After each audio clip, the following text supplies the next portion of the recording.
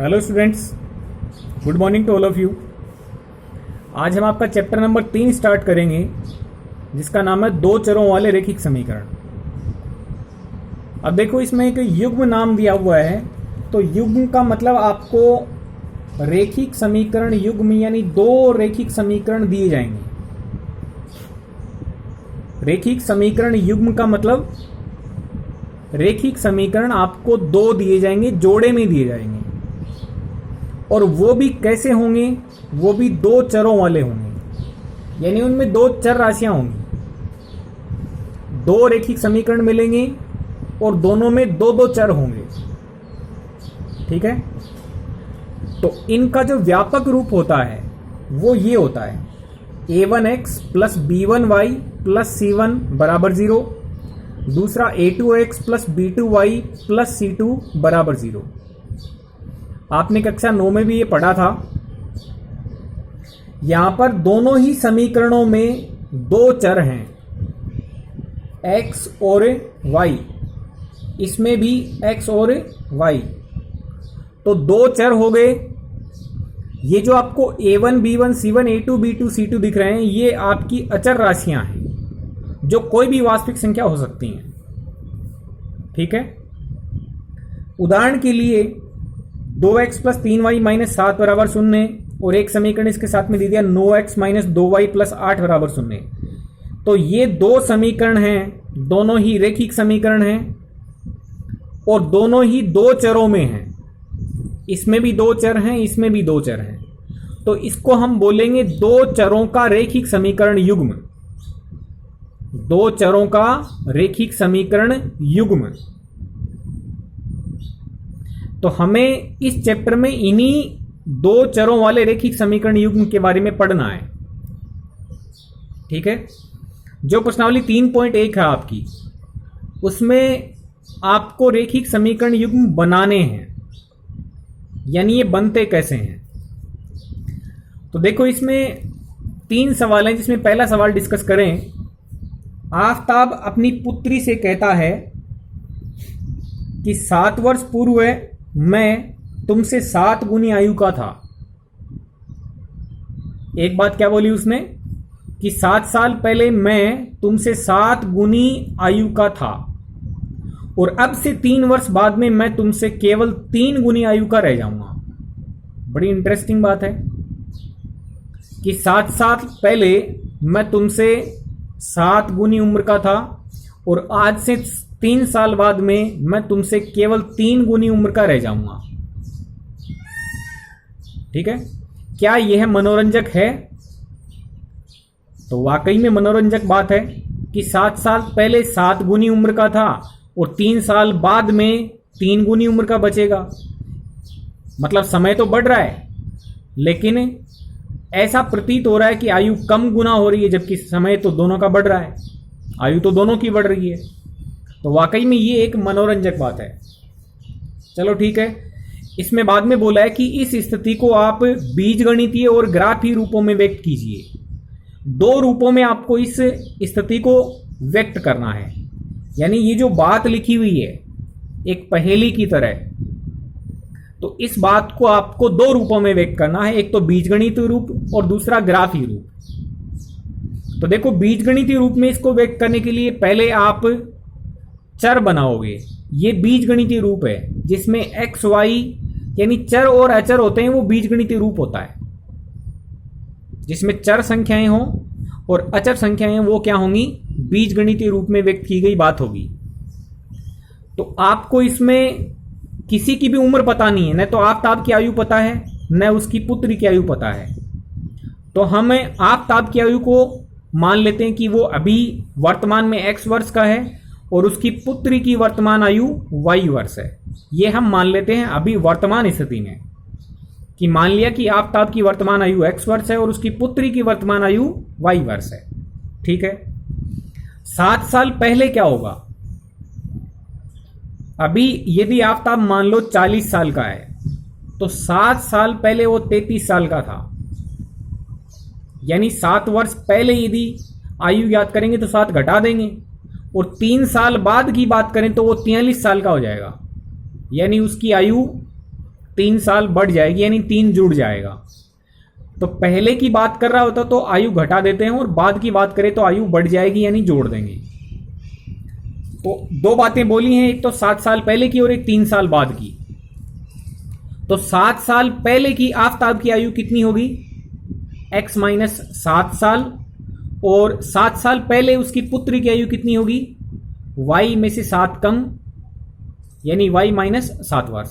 ठीक है। 3 साल बाद में क्या होगा? 3 साल बाद में आफताब की आयु हो जाएगी x प्लस 3 वर्ष, और उसकी पुत्री की आयु हो जाएगी y प्लस 3 वर्ष।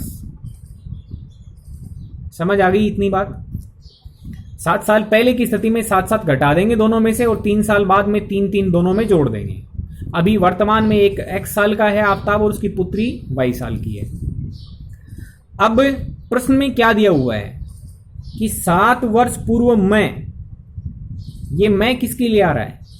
ये मैं आफताब के लिए आ रहा है, क्योंकि आफताब अपनी पुत्री से कह रहा है, आफताब बोल रहा है अपनी पुत्री को।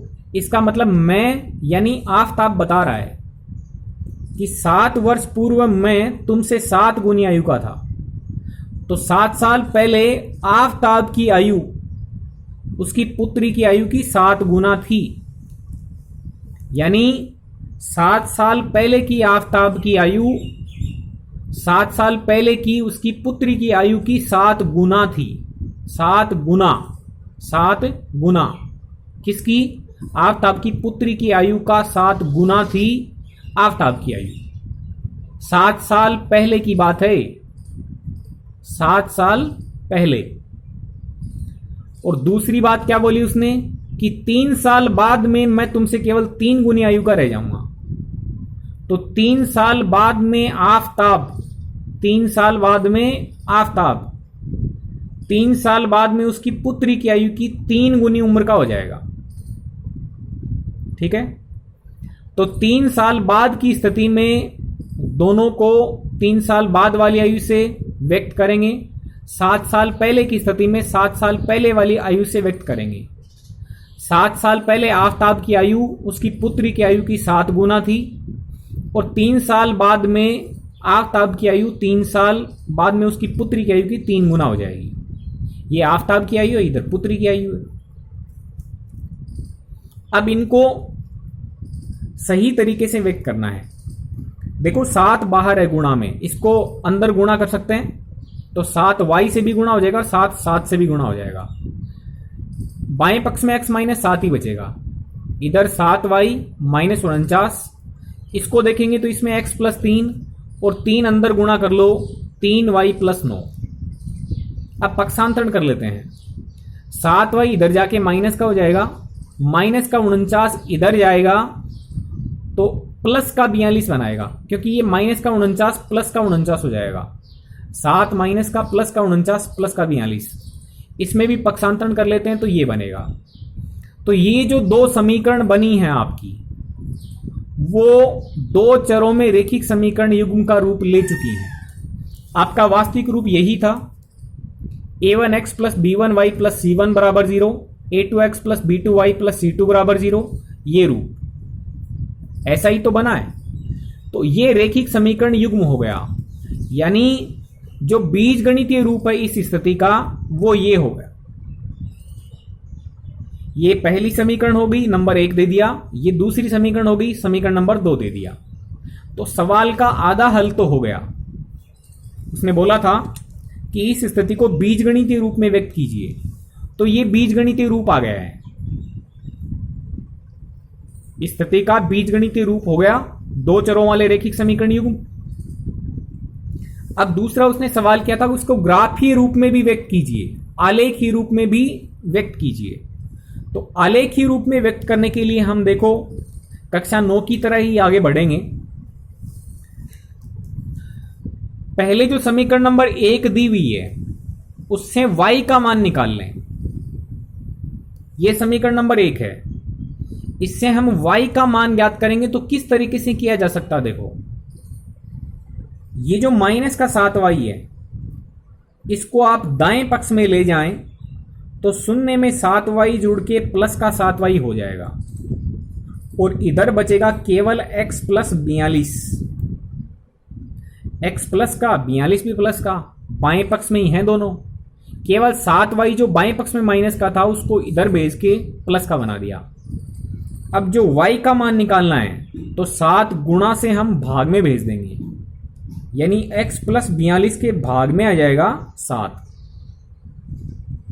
तो समीकरण नंबर 1 से हमने y का मान निकाल लिया x प्लस 42/7। ठीक है, अब x का मान हम रखते जाएंगे और y के मान हमें प्राप्त होते जाएंगे। जैसे हम x का मान 0 ले लेते हैं, 0 प्लस 42 42, 42 में 7 का भाग देंगे तो 6, तो y का मान मिलेगा 6। कब? जब x का मान 0 रखेंगे तब।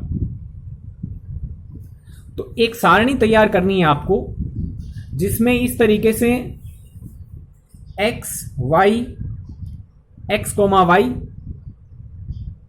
ठीक है, फिर 3 खाने बना लेने हैं। x का मान रखते जाओ, आपको y का मान प्राप्त होता जाएगा। हमने x का मान 0 रखा, देखो यहां पे, तो 0 प्लस 42 42/7, 7 का भाग देंगे तो 6। तो x का मान 0 रखने से y का मान 6 प्राप्त हो रहा है। यदि हम x का मान 7 रख देते हैं, रख के देखो यहां 7 प्लस 42 49 हो जाएगा।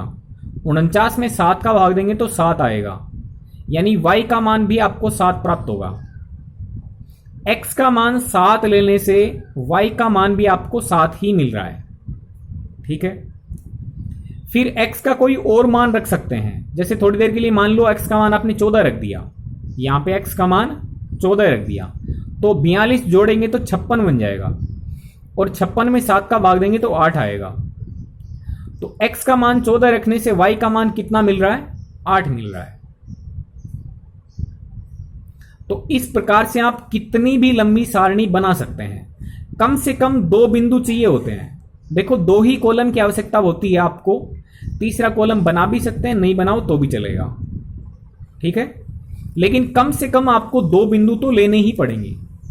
x और y के मानों की जो 2 लाइन बनी हुई है, इनसे बिंदु निकाल लें। बिंदु होता है वो x, y रूप का होता है। तो 0,6 बन जाएगा, इससे 7,7 बन जाएगा, 14,8 बन जाएगा। ऐसा ही काम आपको समीकरण नंबर 2 के लिए करना है। समीकरण नंबर 2 से भी हम y का मान निकाल लेंगे, x माइनस 6/3 आएगा। ठीक है, इसी प्रकार से आप सारणी तैयार करेंगे तो 3 बिंदु फिर से आ जाएंगे। अब आपको ये जो सारणी बनाई है इसमें बिंदु व्यक्त करने हैं ग्राफ पेपर पे। ठीक है, तो ये जो सवाल हैं वो ग्राफ वाली कॉपी में ही करने हैं। आपको पता है एक साइड में लाइन होती है, एक साइड में ग्राफ बनाया हुआ होता है। तो ग्राफ वाले पेज पे आपको कच्ची पेंसिल से ये लिख लेना है, और लाइन वाले पेज पे जो हमने पेन से काम किया, जैसे ये वाला और ये पीछे वाला, ये सारा काम आपको किस पे कर लेना है? ये लाइन वाले पेज पे कर लेना है। और जो दूसरी साइड में ग्राफ बना हुआ है उस ग्राफ पे आप ये ग्राफ बना लें। किस तरीके से बनाना है कक्षा 9 में आपने खूब सीखा है। हम बिंदु कैसे व्यक्त करते हैं, आसानी से बिंदु व्यक्त करना जानते हैं आप। 0,-2 बिंदु कहां मिलेगा? 0,-2। आप जानते हैं x का मान 0 है, इसका मतलब ये y x पर मिलेगा, और y x पर भी -2। तो देख लो y x पर -2 नीचे मिलता है, तो बिंदु हो गया 0,-2 यहां। फिर दूसरे बिंदु की बात करें 6,0, तो देखो इसमें y वाला निर्देशांक 0 है। y 0 होता है तब x x पर मिलता है, और x पर मान कितना है? 6। तो x x पर 6 को ढूंढ लें, 6 इधर मिलेगा, तो 6 को ढूंढ लेंगे तो 6,0 यहां हो गया। एक तीसरा बिंदु और दिया हुआ है 3,-1, तो x का मान 3 ढूंढ लें, y का मान -1 ढूंढ लें। x का मान 3, y का मान -1। इससे लाइन ऐसे जा रही होगी ग्राफ में, इससे ऐसे आ रही होगी, दोनों यहां पे मिलेंगी तो 3 कोमा -1 यहां हो जाएगा। ऐसे ही आप जो पिछली वाली सारणी थी उससे बिंदुओं को व्यक्त कर लें, 0,6 यहां मिलेगा। क्यों मिला? क्योंकि x का मान 0 है, इसका मतलब y x पर बिंदु है, y पर मान कितना है 6, तो 0,6 यहां है। 7,7 दोनों एक्सों पर समान बिंदु हैं, 7,7 यहां है, 14,8 यहां है। तीनों बिंदु व्यक्त करके आप स्केल की सहायता से मिला लें, समीकरण व्यक्त कर दें कि ये जो है वो पहली वाली सारणी से आया है, ये जो है वो दूसरी सारणी से आया है। तो इसका मतलब 2 आपने लाइन खींच ली है। अब इन दोनों लाइंस को आप ध्यान से देखेंगे तो आपको पता चलेगा कि ये दोनों लाइंस आगे जाकर के कट जाएंगी, ये दोनों लाइंस आगे जाके कटेंगी। तो आप लिख दें कि आलेख से ऐसा स्पष्ट हो रहा है कि दोनों रेखाएं आगे चल करके एक बिंदु पर प्रतिच्छेद करेंगी। इस बात को हम आगे पढ़ेंगे कि प्रतिच्छेद करती हैं तब क्या होता है, यदि नहीं कर रही हो तो क्या होता है। तो ये आगे की बात है। अभी उसने बोला कि इसको ग्राफ ही रूप में व्यक्त कीजिए, तो हमें ग्राफ बना के दिखाना है बस, ठीक है। अब जो भी ग्राफ होता है उसका कोई ना कोई पैमाना होता है, तो आप पैमाना देख लें। एक्स वाली एक्स पे आपने 1-1 सेंटीमीटर यानी एक बड़े वाले डब्बे को 1-1 रखा है, एक डब्बे में 1 रखा है, फिर अगले डब्बे में भी 1 ही रखा है, फिर 1, तो 1-1 सेंटीमीटर के गैप पे आपने 1-1 को ही व्यक्त किया है। और y वाली एक्स पे भी आपने 1-1 सेंटीमीटर को 1-1 से ही व्यक्त किया है, 1 फिर 1 बढ़ा, फिर 1 बढ़ा, फिर 1 बढ़ा, तो 1-1 का गैप है। इसका मतलब क्या है कि आपने x एक्स पर भी 1 सेंटीमीटर को 1 माना है, y एक्स पर भी 1 सेंटीमीटर को 1 माना है। अब ये जो 1, 2, 3, 4 ये हैं क्या? ये आयु है। याद करो, आफताब की आयु को हमने x वर्ष माना था, उसकी पुत्री की आयु को y वर्ष माना था। तो x और y जो मान हैं वो क्या हैं? वो वर्ष में आयु है। तो जो x और y है वो क्या है? आयु है। तो ये आयु के लिए आ रहा है, इसका मतलब ये जो संख्याएं हैं वो आयु को व्यक्त कर रही हैं। आयु किस में है? वर्षों में। तो 1 सेंटीमीटर 1 वर्ष को व्यक्त कर रहा है, तो हम क्या लिखेंगे? 1 सेंटीमीटर 1 वर्ष, y वाली x पर भी 1 सेंटीमीटर 1 वर्ष। ओके स्टूडेंट्स, तो इस तरीके से आपको किसी भी दी गई समस्या को ग्राफ के रूप में व्यक्त करना पड़ सकता है, बीजगणितीय रूप में भी पूछ सकता है। ओके स्टूडेंट्स, तो दोनों रूप आपने सीख लिए हैं। ऐसे ही आपके 2 सवाल और हैं। Okay students, thank you very much.